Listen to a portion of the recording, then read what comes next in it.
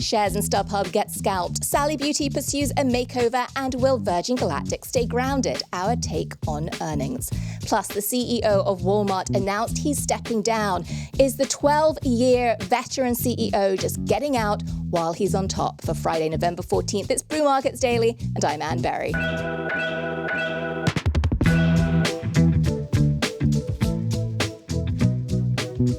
More market details to come. But first, Walmart, one of my favorite stock stories. Now, 4 years ago, I wrote a piece titled "A Tech Stock by Any Other Name is Walmart," to shine the light on investments that CEO Doug McMillon was making to innovate in e-commerce, to have its own fintech startup called One, and to realize the retail giant's potential as a media network, using Walmart's first-party data to help advertisers reach millions of potential customers. An endeavor, by the way, that's blossomed into a whole business unit called Walmart Connect, which has more than $4 billion in revenue. And Walmart's been getting a lot right in its core merchandising, growing market share in the critical grocery segment, and attracting more high-income shoppers looking for value with high-quality private label offerings, as well as in-store services and Walmart's promise since 1962 of consistently low prices. Well, Walmart stock is up over 100% in the past 5 years. And when we look at its valuation, it soared to a total of about $880 billion, trading at around 20 times EBITDA. That's a measure of profit. It's also trading at a whopping 4 times price to earnings to growth ratio. And to put that in context, Nvidia trades at a PEG ratio, that's what it's called, of under 1 times. So the news today that McMillon will be stepping down after 12 years as Walmart CEO has made investors nervous. And just my own point of view, not just because he's been such a direct change agent, and he has been. It's because there's a question, or at least I have a question, as to whether he's leaving Walmart behind at its peak. Now, that valuation compared to Nvidia, the leading light in AI, being one data point, and Amazon's aggressive push now into perishable groceries being another. Amazon is now directly attacking that moat around Walmart's core business because groceries drive frequent visits by shoppers to Walmart stores and digital sites. Now, McMillon's departure wasn't widely expected. He's pretty young at just 59 years old, and there hadn't been much discourse about any near-term succession, at least not in public. Now, not all of McMillon's bets have worked out. He oversaw the unsuccessful $3 billion acquisition of Jet.com, which is an upmarket Amazon rival that just didn't pan out well post-deal.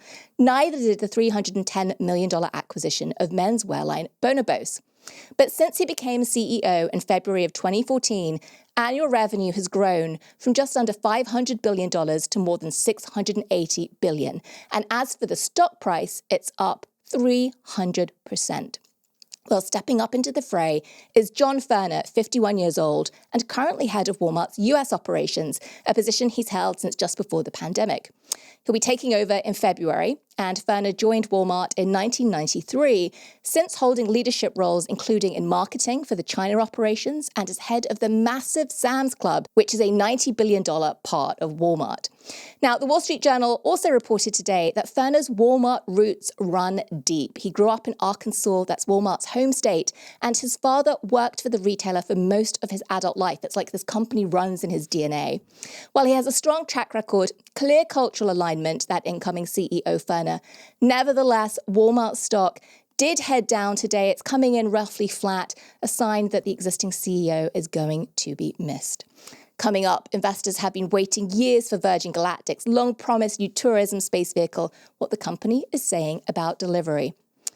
But first, Brew Markets Daily is sponsored by Public. Our producer John was telling us just this morning about some of the random jobs he's had. That's right. I drove a city bus, a snowplow, I managed a golf course, and each of those jobs left some money sitting in a different 401k, and those old accounts add up. I'm excited to roll them over into one place. Well, for a limited time, Public users can earn an uncapped 1% match on all IRA transfers and rollovers. You can also earn a 1% match on your annual IRA contributions, a 1% match. Plus, with a self-directed IRA on Public, users can access thousands of stocks, ETFs, and bonds to align their investing style with their retirement goals.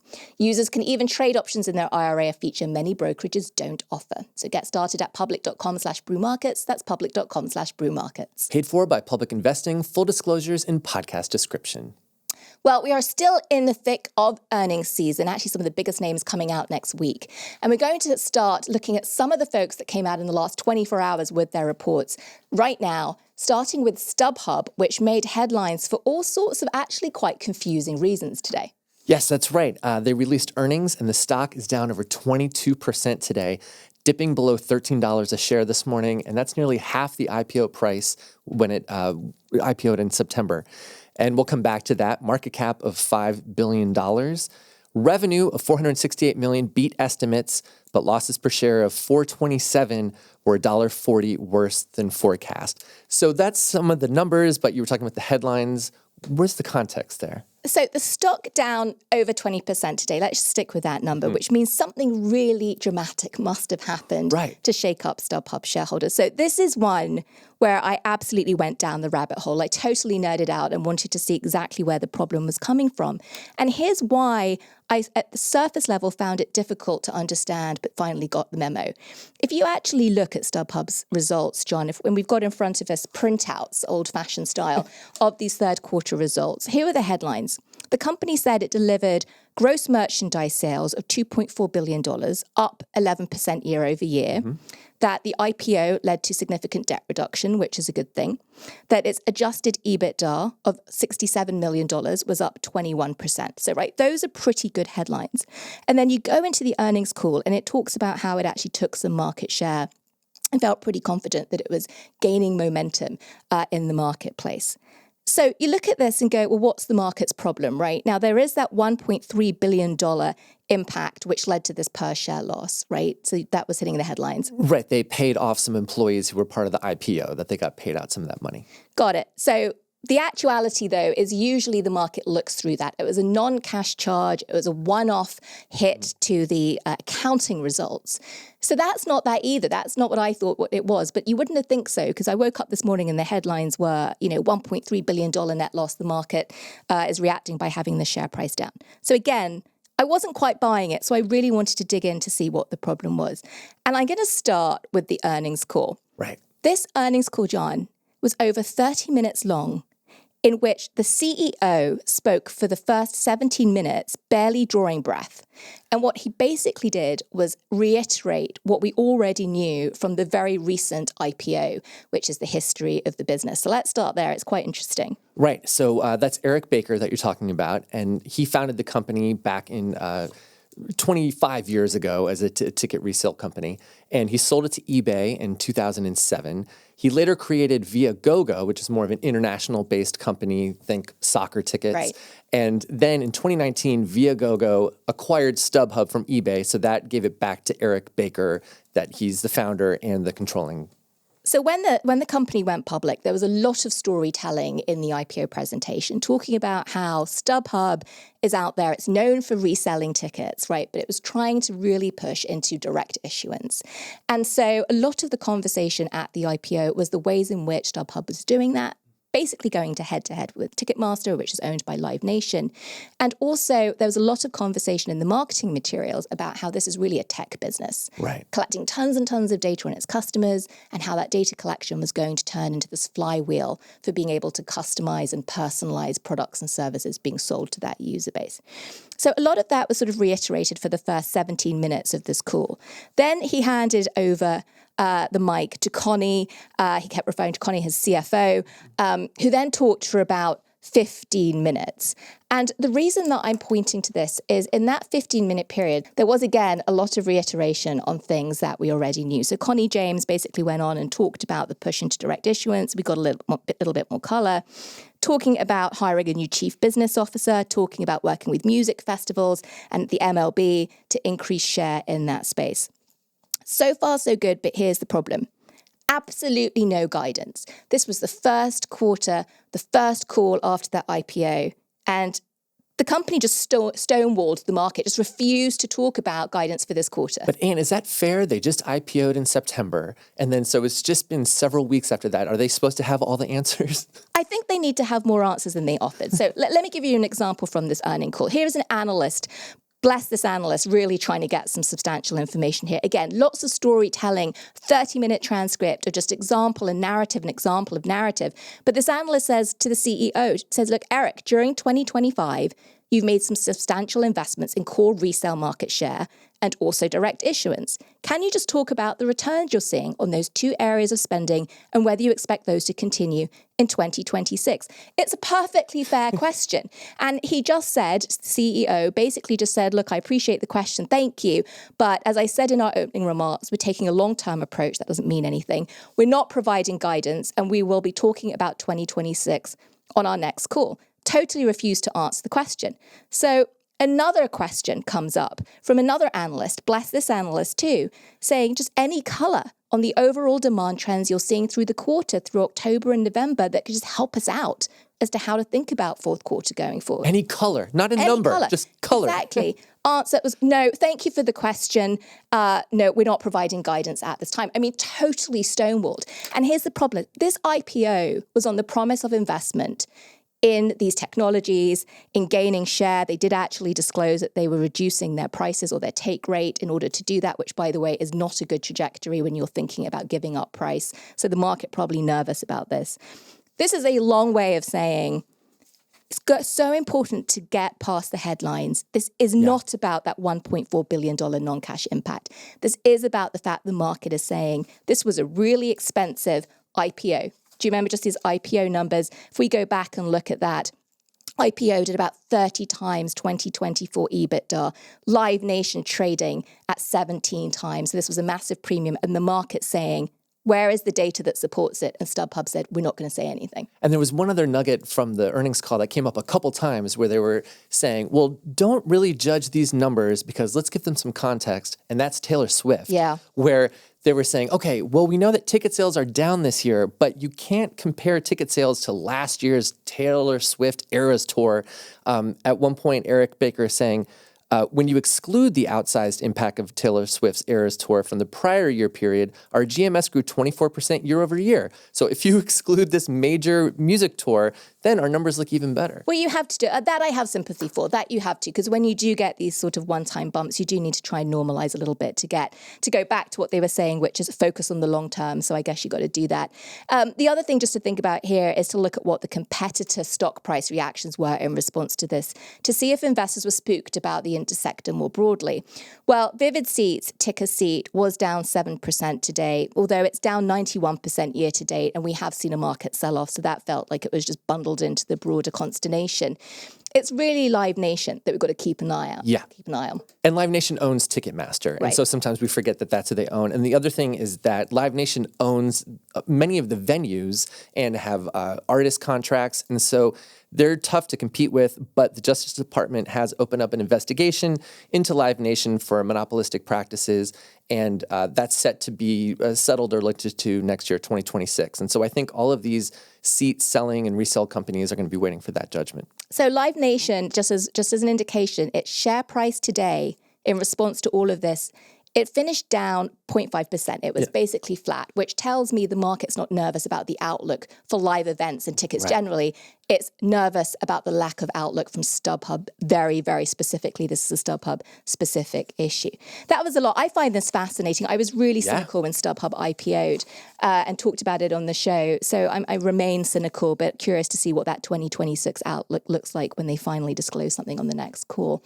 Let's go to something lighter. Let's talk about Sally Beauty. How's that stock doing after reporting earnings? Well, they are up 30% year to date, and they were up about 5% today. Market cap of $1.35 billion. So things are looking generally positive for Sally Beauty. Well, Sally Beauty is a really interesting one because the company's divided into two parts. You've got the retail side, which many of you may have walked into. I see them often when I walk around New York. It's got 3,000 stores, quite global actually. It's in 10 different countries. And then it's got the Beauty Systems Group, which is a network of outlets for direct sales also to licensed beauty professionals. So that's a B2B part of the business. And those are branded under Cosmoprof or Armstrong McCall. So it's a really interesting piece that has both consumer-facing businesses and professional or business-facing elements. That's right. And just one little thing. The only reason that I've heard of Cosmoprof is when I lived in LA, there was a group of women I knew, and there was one license that they had that they would share, and they would say, does anyone have the cosmetologist card so I can go shopping at Cosmoprof for my own personal things? And so it was interesting to me to learn that it's all under Sally Beauty. Yeah, and having that card means they can go and save real money, right? Well, the quarterly results, net sales of $947 million. This is a big business. We've got to remember that. That's just for one quarter. It was up just over 1% year over year. It beat estimates. Adjusted EBITDA was flat to very slightly down. Just what I would say, I spend a lot of time in the beauty space. I'm actually on 2 beauty company boards. And it's been a really interesting ride for beauty retail. The big enchilada in this space is Ulta Beauty, which is going through a bit of a turnaround at the moment. We saw a new CEO come in, and it was one of these sort of things where as goes Ulta, so is going the beauty industry. It's really it's the elephant in the room. And Ulta had a bit of a rough ride last year. And so the market's been eagerly watching to see Ulta regroup. We've seen its stock price come back up. But it was an overall indication that consumers are really trying to feel their way through beauty at the moment. They are looking at premium products. They're trying to get real efficacy, get bang for their buck. So to see Sally Beauty beat estimates, I thought was a pretty positive sign, actually, for the sector. And I just want to bring up what they focused on over and over again in the call, which I had never heard of, licensed colorist on demand, or LCOD. Yeah. Are you familiar with this service? No, I am, but talk to me about it. Okay, anyone can go online and have a free video color consultation for their hair with a person over video. Yeah. And so, I will tell you that when I saw my mom over the summer, I visited her. Yeah. She said, "Oh, Johnny, you're going gray." Oh. That was the first thing she said. Yes. And so your mum can say that to you. Sure, yeah, she's has accurate. Permission to do that. But I might need to see a licensed colorist on demand. So the service has been available for 2 years. Yeah. They see about 5,000 to 6,000 consultations a week. And on the call, it was pointed out that they're seeing real conversion at Sally in this quarter, and the color category was up 7%. So people are going on this free service and then taking their business to Sally. So I have a whole thesis actually around this, just to sort of deviate from script for a second, from what I was thinking for a second. I've been watching this idea of consumers trying to do more beauty services for themselves at home. And here's the reason why. As we consumers have been feeling pressed by inflation, we've had to make choices about where we spend our money, experiences versus stuff, what we think is discretionary spending versus necessary. And one area that has been hit in the United States actually is spas. So the idea is, instead of going to get your facial in a spa, perhaps you would forego an expensive treatment and instead try and figure out great beauty products, facial products that you then use at home instead. This, to me, this licensed colorist on demand pickup reminded me of that, because I do wonder whether folks, instead of going into a salon and getting their hair done, which is an expensive treatment, are actually using this service with Sally Beauty, getting an expert to give them a perspective on the color, and then actually trying to find the color in store themselves and going home to do it. Well, I'll tell you, that was highlighted on the call today. Well, and have you done it? Have you booked one of these, and are you going to color your hair? I haven't done it, but they said on the call today that they're not going to do as many buy and bulk promotions where they're just discounting, try to get people in for the holidays. They're doing, quote, skip the salon and save. There we go. So you called it, Anne. Trying to focus on expertise. Also, refreshing stores. I will just say it, Sally Beauty stores do need a bit of a refresh, I will say. Looking to do 50 refreshes next year. Well, finally, let's head to space and take a look at Virgin Galactic Holdings. That's ticker SPCE, space. That's right. And I just wanted to catch back up on this one, because this is one we heard in the news over the years. Virgin Galactic was founded in 2004 by Richard Branson, the famous billionaire. The idea was to create space tourism. And then over the years, we heard the competition of the billionaires going to space. There was Jeff Bezos' Blue Origin, which had a flight recently. And the company, which we're talking about, Virgin Galactic, went public in 2019. First commercial flight in 2023. They did 7 of these flights. And then in 2024, they said, we're mothballing it. We want to get a new space craft to put up. And so for the last couple of years, they've been working on this spacecraft. And investors have been wondering, is it coming? Is it coming? Yeah. And is it? Well, today on the earnings call, they affirmed that it is coming in 2026. But people have been waiting. If you go on Reddit, there's lots of conversation about this. People are into space, into the company. They feel burned. They say, we've heard this before. Yeah. We keep hearing that. Over the summer, there were layoffs at the company, and there's been some high-profile engineers who have left, which are making people feel a little more dubious.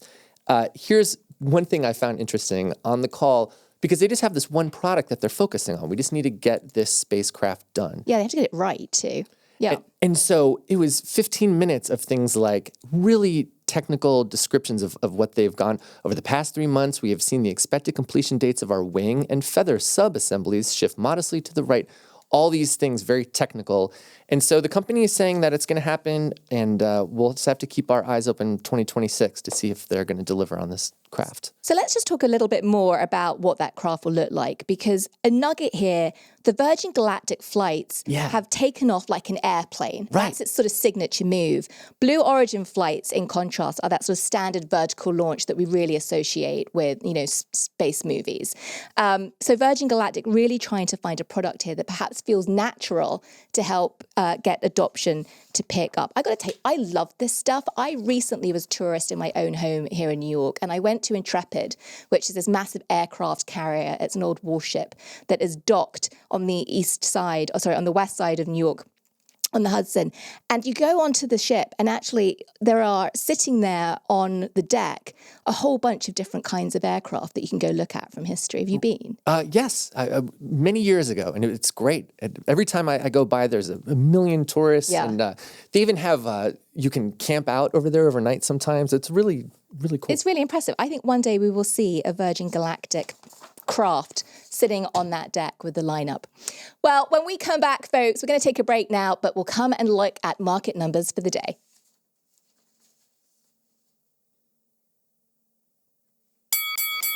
There it is, the closing bell, because it's 4 p.m. on the East Coast. The markets are wrapping up. Now, we don't have a ticker tape, but we'll throw it over to our human ticker, our producer, John. That's right. The S&P 500 finished flat. The Dow was down 0.7 of a point, and the NASDAQ finished up 0.1%. Crypto continued its sell-off today, with Bitcoin down another 3.5%. That puts it down 20% from its all-time high just last month. And a quick tariff update going into the weekend. It was announced today that the U.S. and Switzerland have reached a trade deal. As part of the arrangement, tariffs on Swiss imports will be reduced from the current 39% to 15%. And the deal will also see Swiss companies relocating manufacturing to the U.S. and the pharmaceutical and gold smelting sectors, among others. It's interesting, John, to see some of these tariff deals getting announced with some velocity at the moment.